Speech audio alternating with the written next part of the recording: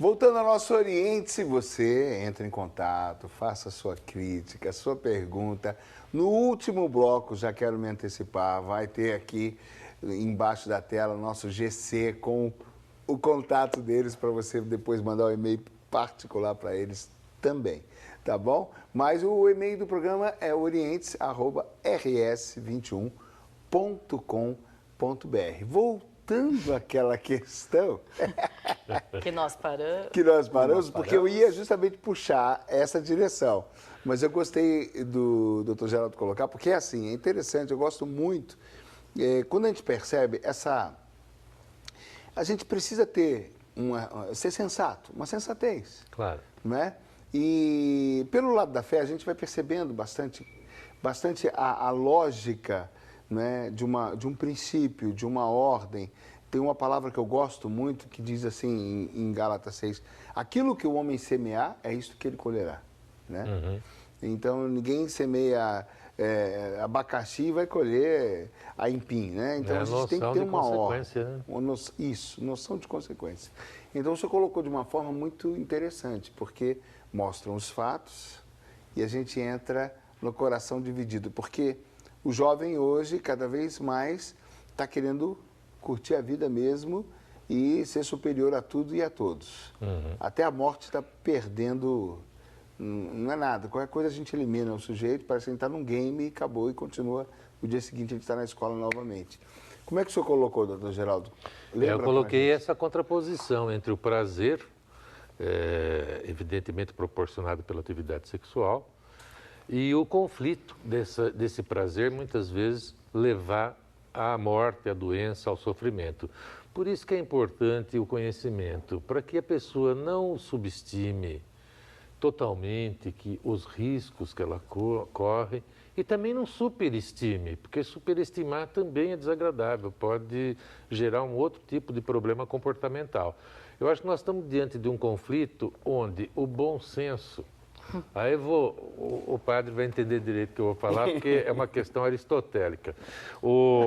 A virtude é a equidistância entre dois vícios, um por excesso e um por falta. Exato. Ou seja, em outras palavras, o caminho do meio. Então, quer dizer... A sensatez. É a sensatez, que a gente busca tanto. E quantos anos, eu estou falando agora por mim e por muita gente que está me ouvindo, quantos anos a gente corre atrás da sensatez muitas vezes, uns adquirindo com mais idade, outros com menos idade. Outros nunca. Outros nunca, mas é o segredo do viver bem. Vai ser sempre um porque conflito, nem toda idade sempre traz conflito. Sensatez, mas eu queria aproveitar, Isso. Pegar o gancho, Por né? favor. Eu não comecei antes, até para não extrapolar o horário, mas... nós trabalhamos, né, no programa de AIDS, como eu disse no início, com populações muito diversas, né? Com crenças diversas, com culturas diversas e entendendo, e muitos desafios, entendendo que nós somos um serviço de saúde, né, e que devemos estar desprovidos de todo e qualquer preconceito enquanto estamos, pelo menos, exercendo a nossa prática, né, sendo servidores públicos para todos os públicos, né? Nós estamos aqui, nós estamos com o pessoal do candomblé, nós estamos com quem não tem religião, nós estamos com crenças muito diferentes, de vida mesmo. Todos são pessoas, né? Exatamente. Então, individualizamos, inclusive, o nosso discurso para cada... é possível prevenção em todas as situações da sua vida. Né? Crendo em Deus, crendo em orixás, não crendo em nada, crendo em você mesmo. É possível fazer a prevenção independente dos seus dogmas, da sua fé. O doutor Geraldo está colocando até a princípio, cientificamente, é possível. É possível. É sensato, é lógico, a gente precisa ter um cuidado. E por isso não desrespeitamos, né, o que as pessoas acreditam. Claro, porque se a gente desrespeitar a cultura daquela pessoa e o que ela acredita, com certeza o nosso trabalho de prevenção vai ser inútil. Né? Cláudia, um senhor que me ensinou psiquiatria, já falecido há muito tempo, ele dizia o seguinte, sobre essa questão de crença, uma coisa e outra, falava, olha, Baloni, você nunca tira de uma pessoa uma crença se você não tem uma outra melhor para pôr no lugar. Entendeu? Não pode ficar um buraco. Então a gente tem que respeitar realmente aquilo e dentro daquela crença, como você falou... Que é o princípio existencial da pessoa, é o ser, primeiro, que aqui está em voga, né? Então não é a religião, ou o costume, ou isso e aquilo, é a pessoa. E a pessoa, à medida que ela se enveredou por uma realidade esta, que culminou na enfermidade e tal... Então, ele vai ter que tratar independentemente disso aqui. Agora, é interessante, e aí o nosso discurso, né, como católico nessa hora, porque nós sempre batemos na questão da castidade ao jovem, né, da preservação antes do casamento, mas aí você começa, e aí a doutora poderia falar muito melhor disso, você encontra o problema dentro do casamento. Né? Pessoas que são casadas e que contraíram o vírus pela infidelidade conjugal, que é outro problema que nós tratamos constantemente. Ou seja, as religiões também, eu acabo vendo que aquilo que é a pregação delas, que gera repulsa, por outro lado, em alguns, até mesmo dentro da própria tradição, do costume, se seguisse também muito mais à risca, se tivesse uma fidelidade a esses princípios, a esses propósitos, seria uma ajuda para esses outros segmentos. Viver o amor de verdade, né? Viver esse amor de verdade. Quer dizer, no período da relação jovem, que é o namoro e o noivado, saber que essa condição não abrange, esse estado aqui não abrange tal condição, que é o sexo antes do casamento, que é o conceito para nós, e tentar, como diz a gente fala para a juventude no dia a dia, corre, meu filho, corre desse trem que você sabe a consequência. Então, a consequência não é gravidez. Às vezes o pai está falando, o povo já acha isso, né? O pai está com medo da gente ficar grávida. Gente, se o problema fosse esse só... Nossa, né? Lidar com o filho, lidar com a criança, acho que é muito mais fácil, né, e natural do que você lidar com a enfermidade. O trauma de um aborto. Eu tenho amigas que não superaram. Isso que você está falando... são consequências da promiscuidade, né? Tanto o aborto quanto a gravidez precoce, prematura, que também é um problema sério de saúde pública, a gravidez prematura, né? Precoce. E o próprio vírus da AIDS, a consequência. E já o vírus, eu vejo hoje, doutor, e a doutora, no sentido, dentro do casamento, né? Quando há a manifestação de tal, e que não vem por uma transfusão de sangue, mas sim pelo pula-cerca, né? Deu uma fugida, doutora. Eu gostaria, eu vou fazer um pouquinho de contraponto a vocês. Bora, claro. Não desrespeitando, é claro, eu entendo, né, cada um do seu ponto de vista, mas nós aprendemos, né, a fazer prevenção dentro da ótica dos direitos humanos. Então, isso tudo que eu falei aqui, né, de respeitar, não só a crença religiosa, né, a crença diária de cada um do que é, por exemplo, promiscuidade ou não, né? Quem definiu o que é promiscuidade? Se eu só tive um parceiro na minha vida inteira, para mim ter 2 parceiros na vida é promíscuo, né? Para uma pessoa que teve 30, talvez ter 60. Então, na verdade, nós não trabalhamos muito com estes conceitos. Nós trabalhamos com o que eu queria retomar o que você falou no outro bloco, com a capacidade de autonomia e de escolha de cada um, né? Claro. Eu creio em algumas coisas para a minha vida, né?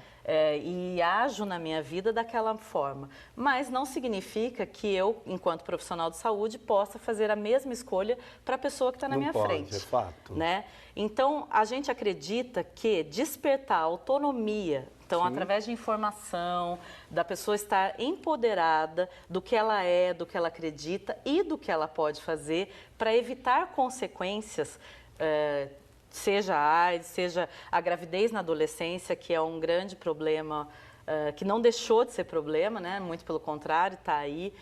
Claro que está reforçada nas classes mais excluídas da nossa sociedade. Então, nada do que a gente está falando aqui, a gravidez, os riscos de adoecimento, estão desconectados da exclusão social. Não ainda é uma realidade a exclusão. Não só a exclusão social de classe social, mas a exclusão social, por exemplo, da negação de direitos, né? Então, quando a gente nega os direitos de uma população, é claro que ela vai estar mais vulnerável. Por exemplo, se a menina, né, se existe, a gente brincava aqui no começo, se existe machismo nesse mundo e as meninas são colocadas a uma condição de ser secundário, né? De um ser que é para servir, de um ser que é para ficar quieto e obedecer, é claro que a gente vai ter dificuldade dessa menina ser empoderada dos seus direitos e entender que ela tem que cuidar de si, porque nós estávamos lá comentando do baile funk e tal, quem é o pai? Mas a mãe a gente sabe. É verdade. É sempre aquela. Mas você sabe que até na família, né? A mãe já fala, olha, vir um filho através da minha filha, eu sei de onde vem. Eu sei de quem que é. Agora, do meu filho, eu nunca sei. Então, Aqui bate na porta, eu nunca sei quem. Tem muito machismo nisso. Sim, né? sim. Tem muito machismo. Então, quando a gente nega, né, enquanto sociedade e enquanto Estado, né, e por isso a gente defende muito o Estado laico, porque o Estado, ele precisa entender todas as pessoas. Claro, lógico. Ele precisa dar direitos para todas as pessoas. E, na verdade, se ele, de fato, educasse mais efetivamente essas pessoas... Claro. Aí vem uma crítica, porque a gente não pode se calar, né? As pessoas tendo mais consciência das coisas, é porque a exclusão está no fato de não chegar até elas... Todas as informações também. Agora, né? essa As ideia... informações, mas principalmente o direito, a ela entender que ela é uma cidadã e que ela ou um pode cidadão, fazer uso, né? E que ela pode fazer uso. Então, o preservativo está aí, a pílula está aí, ou se eu não acredito nisso, existe as outras opções de vida, né? Tem gente que opta, e ótimo que opte. Né? Eu acho que quando a pessoa está tranquila na sua vida, né? Ela crê, segue você estava falando. Né?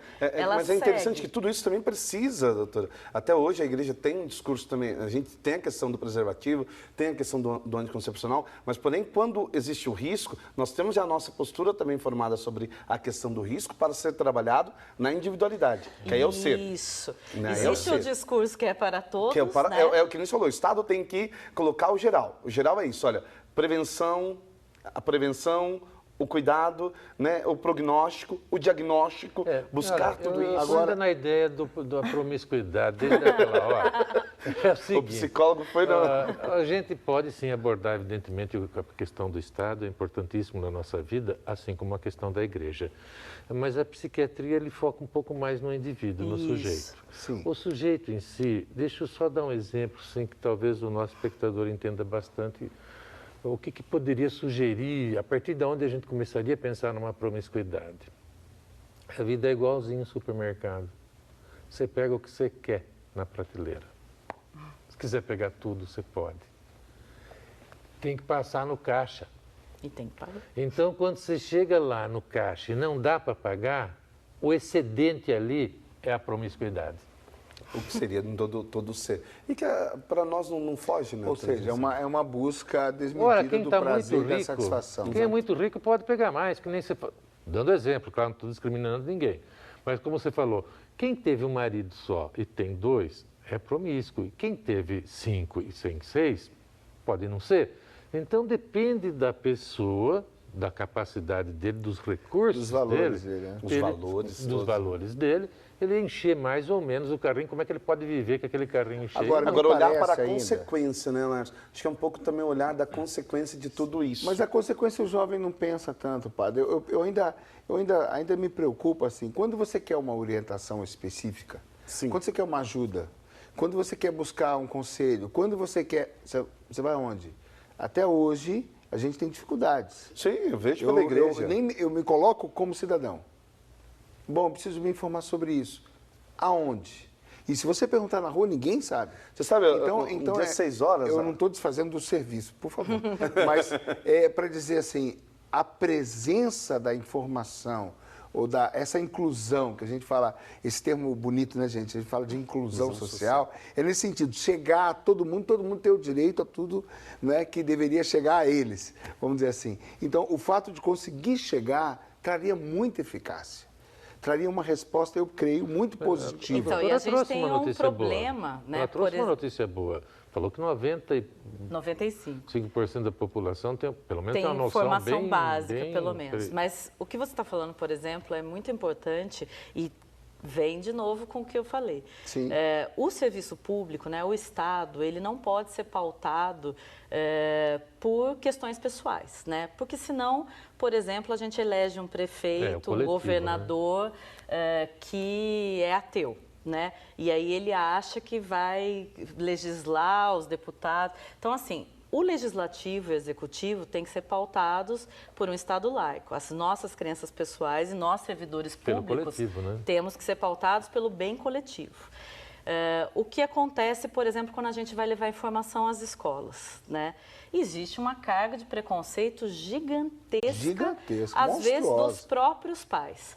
Como se, por exemplo, falar sobre como evitar a gravidez, se falar sobre evitar doença sexualmente transmissível fosse estimular a criança, o pré-adolescente a fazer sexo. Na verdade, isso é uma grande hipocrisia social, né? Porque todos sabemos que as pessoas estão fazendo sexo cada vez mais cedo, independente da gente fazer ou não. Isso não é só aprendido culturalmente, isso é instinto, é desejo. Doutora, é a historinha do supermercado. Mas e o desejo está lá. Falou, quando a epidemia surgiu, quer dizer, foi para a escola para poder falar sobre, foi para as ruas falar sobre. Porque existia uma situação calamitosa. Conseguimos agora um controle, então parece que arrefeceu tudo isso aqui. A sensação é de que nós não temos mais problema, a coisa não existe mais. E aí hoje é o que nós falávamos até antes de entrarmos lá. Quer dizer, o jovem vai para a balada, ele vai para o funkão, ele vai para o segmento esse ou aquele, ele já vai despreocupado, porque ele sabe que tem solução. Que solução, na verdade, é essa? Que ele está pensando que tem esse tipo de problema que pode ocasionar ali a promiscuidade, como disse o doutor, essa liberdade dele, né? Eu creio que essa dificuldade do acesso acaba criando uns nichos, né, que geram comportamentos. Então, a gente fez um programa aqui sobre a violência na escola e a gente tem cada vez mais visto nos noticiários como é difícil. As escolas estão se tornando, desculpa falar assim, mas parece que daqui a pouco vão ser pequenos presídios, né? Estão subindo os muros, aumentando a cerca de arame e ninguém pode entrar. Então, como é que quando você chegar lá para falar desses assuntos, você é mais uma que veio violar, né? Veio ser violenta com as nossas crianças. E realmente é difícil. Então, mas aí eu olho para dentro do grupo. E lá dentro? Aí entra o psiquiatra. Então, bom, aqui então a gente está no nosso nicho, vou falar aí da tua balada, né? E aqui a gente está entre nós. Da não, hein? Da tua não, do teu exemplo. Aqui nós estamos entre nós, aqui nós estamos só os jovens, aqui a gente se conhece, né? Aqui legal, não é? E aqui, vamos desopilar porque a pressão é grande. Não existe também um pouco dessa necessidade de um cano de descarga, de subir na superfície para respirar, porque a sociedade está difícil, o acesso não chega, está tudo estrangulado e as pessoas querem... No momento que ele pode respirar um pouquinho mais livre, é por isso que a orientação é sempre a prioridade, né? A orientação, sim. E vem aquele ditado muito antigo, que todo mundo conhece, quem nunca comeu melado, quando come se lambuza. Ou seja, se você reprime, você vê que hoje o nosso jovem faz o quê? Desde pequenininho. Ele tem a atividade dele cheia. Ele vai no balé, no judô, no karatê, no inglês, no espanhol, na escola, não sei o quê. Se ele tem uma oportunidade no final de semana para se descontrair, ele vai abusar. Ele vai abusar. Isso é natural. Não tem o bom senso, não tem o meio termo, não tem a medida... E é nesse abuso que a gente tem que orientar. Nem tudo o que você quiser fazer democraticamente pode resultar em seu benefício. Na década de 60, a gente vê os filmes, o pessoal tomava Cuba Libre, era o abuso. Eu fui no Rio Grande do Sul num evento, cheguei lá, um dos pregadores era um professor de universidade, ele estava arrasado, que uma aluna dele, da advocacia de 23 anos, a primeira vez, numa festa, foi experimentar o êxtase. Tomou um comprimido, foi a primeira vez, ela não era viciada, família boa, tal, não sei o quê. A galera foi experimentar, ela não sabia, tinha limitação cardíaca, teve um ataque e morreu. Primeira vez. Então, o primeiro abuso pode ser o último. Exatamente. Então, a gente tem que ter noção do que você está fazendo, né? O que se pode fazer. Agora, tem um policiamento, uma opressão muito grande de que a pessoa não seja conservador. A palavra conservador já é visto com certo pejorativo, né? Se você falar que é tradicional, também é visto pejorativamente, né? Então, eles usam o termo assim que você tem que ser mais descolado, mas isso aqui, quer dizer, é um policiamento ao contrário, quer dizer, você se constrange, às vezes, de mostrar um lado que, uma possível escolha, sugerir uma escolha que seja benéfico. Não, vão achar que você está sendo retrógrado. E quando o Estado vem para falar o assunto mais francamente, diretamente, já abrindo o verbo, também se torna violento. Porque a gente, né, como eu estava dizendo, a gente respeita, inclusive, quem opta por exemplo, né, e acredita, e ótimo que faça isso na sua vida, com tranquilidade, ou quis casar e quero ser fiel, né? A gente acha ótimo esse contrato entre as pessoas. O ruim são os contratos desfeitos com hipocrisia, né? Sim. Aqueles que eu me escondo sobre um verniz, né, de que eu fiz um contrato e que eu sou fiel, mas não sou, né? Então, o que a gente trabalha é para que o diálogo seja franco, seja com aquele adolescente. E aí eu vou voltar que a AIDS tem sempre um viés que é de preconceito. Porque a gente estimula, morreu o Paul Walker a semana passada. Sim. Todo mundo ficou muito consternado, né? Mas os filmes dele estimulam os rachas, que matam milhões de jovens no mundo.